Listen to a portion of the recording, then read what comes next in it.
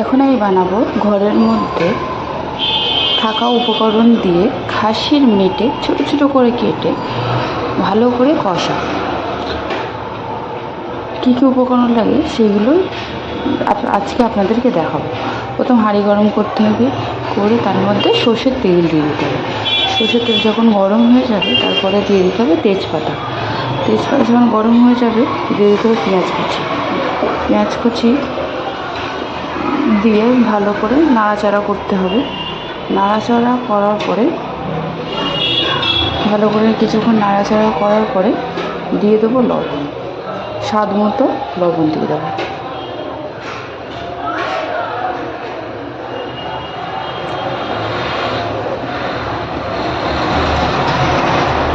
দিয়ে কিছুক্ষণ নাড়াচাড়া করে একটা জিনিস সবসময় মনে রাখবে, যখন পেঁয়াজের মধ্যে লবণ দেবে তো পেঁয়াজটা খুব তাড়াতাড়ি লাল হয়ে যায়।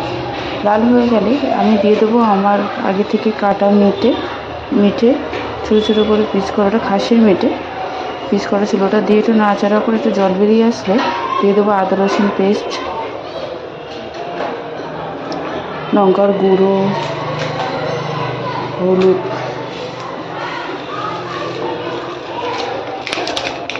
হলুদ গুঁড়ো,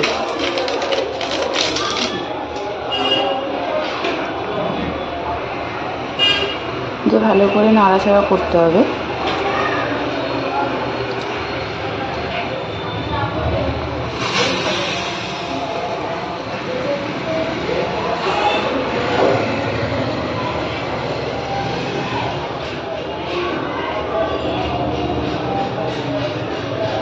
তারপর দিয়ে দেবো টমেটো কুচি, দিয়ে ভালো করে নাড়াচাড়া করব।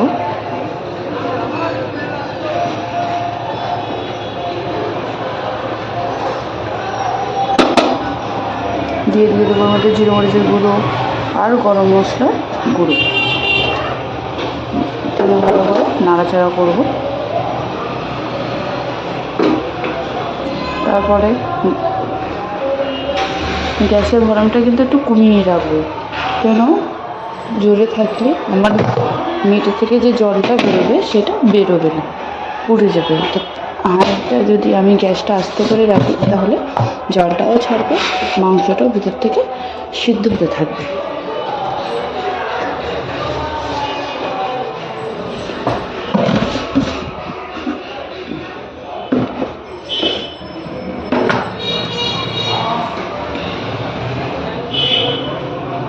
ভালো করে নাড়াচাড়া করে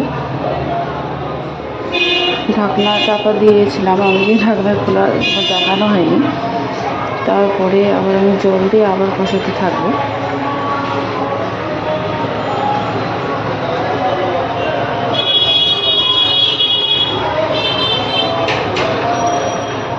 কষে আবার ঢাকনা চাপা দিয়ে দেবো, আবার খুলবো, খোলার পরে আবার নাড়াচাড়া করবো।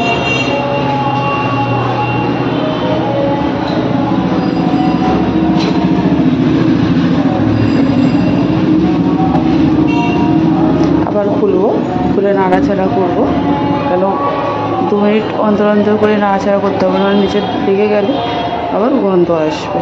ওই জন্য 2 মিনিট অন্তর অন্তর করে খুলবো আর নাড়াচাড়া বন্ধ করবো, নাড়াচাড়া করবো। দেখে আমার হয়ে গেছে রান্না। জিরে মরিচের গুঁড়ো, গরম মশলার গুঁড়ো দিয়ে দেবো, দিয়ে নাড়াচাড়া করলে গ্রেভিও আমার শুকিয়ে এসেছে।